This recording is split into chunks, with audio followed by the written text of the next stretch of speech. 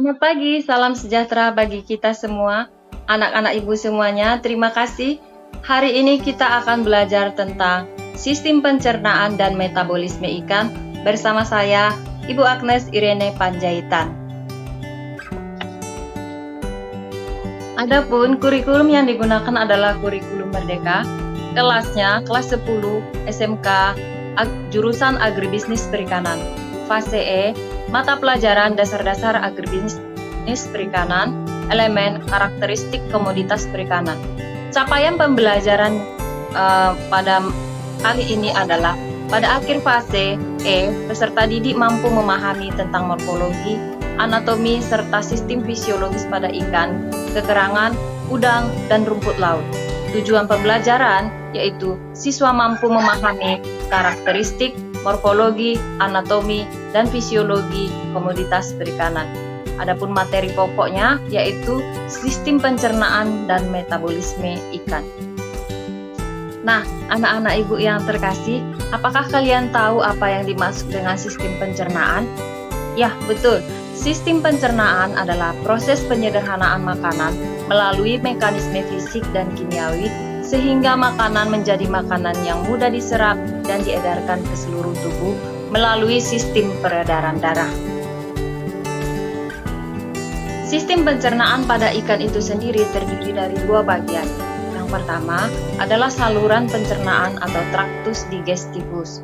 Adalah organ-organ yang bekerja langsung dalam proses pencernaan dan penyerapan makanan. Yang kedua adalah kelenjar pencernaan atau glandula digestoria. Adalah organ-organ yang berperan dalam menghasilkan cairan digestif yang digunakan dalam proses pencernaan. Saluran pencernaan terdiri dari mulut atau rongga mulut, faring, esofagus, lambung, pilorus, usus, rektum, kloaka, dan anus. Dan sedangkan kelenjar pencernaan terdiri dari hati dan pankreas.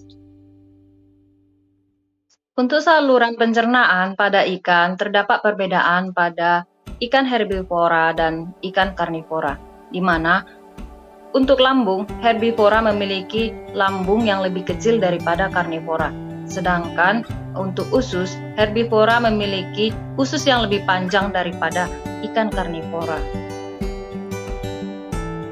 Kelenjar pencernaan pada ikan itu berfungsi untuk membantu proses pencernaan makanan, di mana ikan memiliki dua kelenjar pencernaan. Yang pertama adalah hati, berfungsi sebagai tempat metabolisme karbohidrat, lemak, dan protein, serta tempat untuk memproduksi cairan empedu. Yang kedua adalah pankreas, organ yang mensekresikan enzim-enzim yang berperan dalam proses pencernaan seperti enzim protease, berfungsi untuk memecah protein menjadi asam amino, enzim amilase memecah karbohidrat menjadi glukosa, dan enzim lipase berfungsi untuk memecah lemak menjadi asam lemak dan gliserol. Mekanisme pencernaan pada ikan dibedakan menjadi dua. Yang pertama adalah pencernaan secara fisik, dimulai di bagian rongga mulut yaitu dengan berperannya gigi dalam proses pemotongan dan penggerusan makanan. Dilanjutkan ke segmen lambung dan usus, yaitu dengan adanya gerakan-gerakan kontraksi otot, pencernaan terjadi secara efektif. Yang kedua, pencernaan secara kimiawi. Dimulai dari bagian lambung, di mana lambung menghasilkan cairan pencernaan, selanjutnya disempurnakan di segmen usus. Untuk mekanisme penyerapan makanan pada ikan, yang terlibat yang pertama adalah dinding sel. Sel yang berperan dalam penyerapan nutrien adalah enterosit. Sel tersebut memiliki ciri khas yaitu adanya mikrofili pada bagian permukaan yang dengan rongga usus. Yang kedua adalah difusi. Difusi adalah pergerakan molekul dari wilayah yang berkonsentrasi tinggi ke wilayah yang berkonsentrasi rendah. Difusi dapat juga melalui bantuan media transport. Media transport tersebut berperan dalam pengangkutan gula, asam amino, vitamin, dan bahan lain dari luar sel ke dalam sel.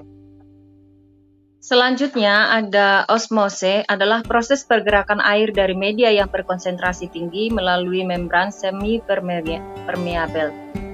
Lalu ada transport aktif, adalah pengangkutan nutrien yang mengandung energi.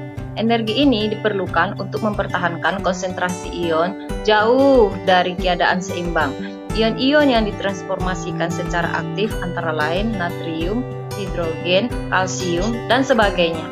Nah, yang terakhir adalah endositosis. Endositosis adalah proses masuknya suatu bahan ke dalam sel melalui membran sel.